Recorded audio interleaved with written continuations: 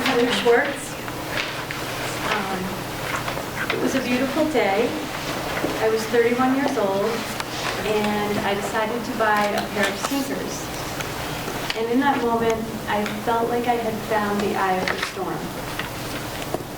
When I got up that day, I put on a pair of strappy little sandals with little heels, and I went down to the train station to take a commuter train from Westchester to New York City. I worked at a bridal magazine. And on the train, it was a normal ride, usually very quiet. Sometimes people would get on their cell phones. I usually just watched out the window, saw the towns rushing by, people getting on when we stopped. And at some point during the ride, I noticed that a lot of people were talking on their cell phones all at once. It was raising the noise level. And then as we approached the city, a whole bunch of people stood up and started looking out the window.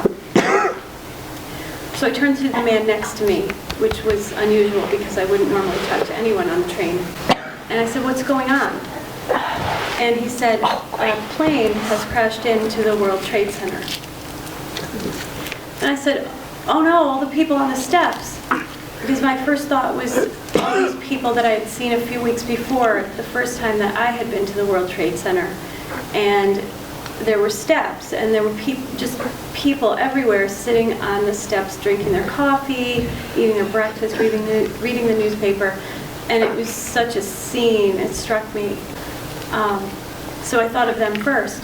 And he said to me, "This was no accident." And I had no idea how to answer that. I didn't answer that because I thought, well, of course it's an accident. It's a plane crash. That's an accident.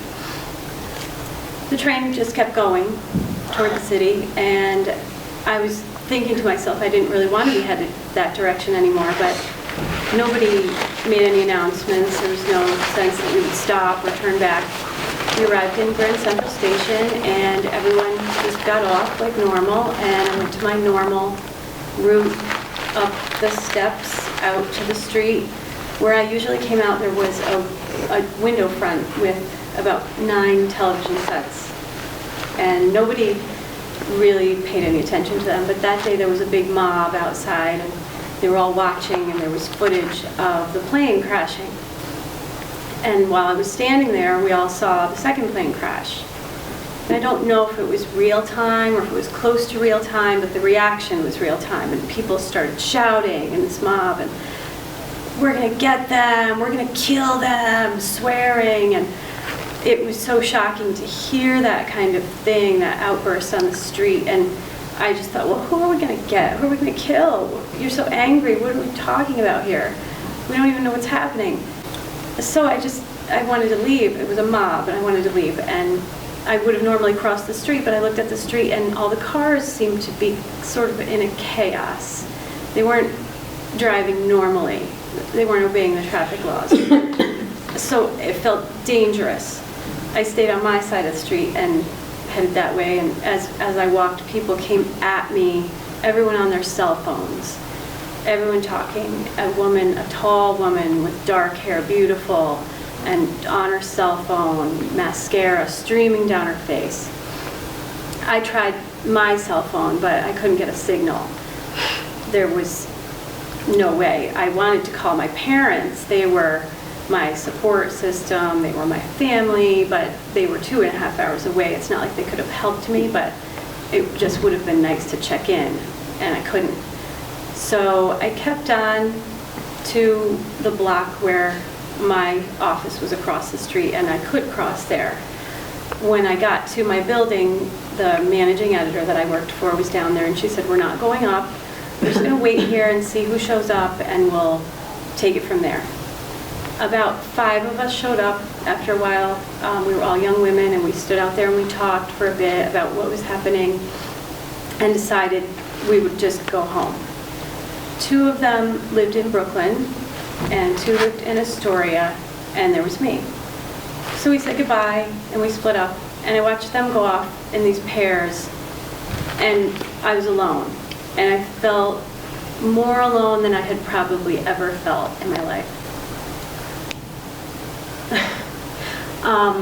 That time of my life was, I've always said later that it was the most exciting time of my life because I loved that job, and it was such an experience to go down there and get this job at a bridal guide magazine and write articles for the magazine. I always wanted to do that and look out my window and see the city and go to events and meet exciting people, sometimes celebrities, and get these free products, and all these things were happening. But it was also the loneliest time of my life because I had been married and divorced and made this decision to move down there by myself and left my family and my friends, and my closest friends at that time were my work friends, and they weren't really that close.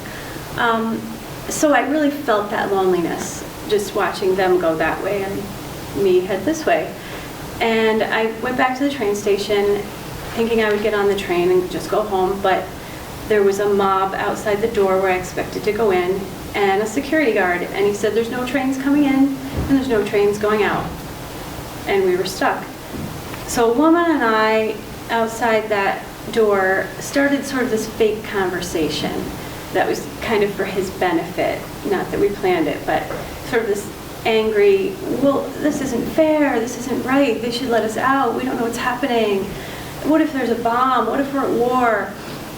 And she was getting angrier and angrier, but I was feeling myself distancing from the conversation even as I was having it, because I quickly realized there's nothing this guard is going to do for us. Even if we could convince him to open the door, he's not going to run the train. So if there's no trains, there's no trains, and I have to do something.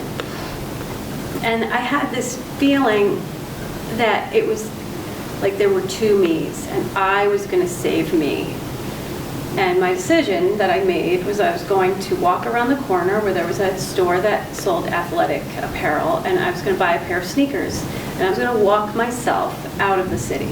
And if I had to walk all the way to Westchester, however long that was going to take, that was what I was going to do. Because I just had to get out of there and save myself from whatever was maybe happening. So I turned the corner, and that was my plan. But then I saw there was another door to the train station. And it was open, and no one was standing there. So I thought, well, before I take this drastic measure, and I don't know what's going to happen, I'll go in the train station and just make sure what's happening. I went in, and there was an announcement being made. There's no more schedules, filling up a train, going out in each direction, and they're just leaving. So I went to my line, and I got on the train, and I was probably one of the first people on there. It was pretty empty, and I felt like I waited forever for that train to fill up. And all the seats were full, and all the aisle had to fill up. And then we finally started to inch along the tunnel from Grand Central out. And it was tense, it was quiet, it was dark.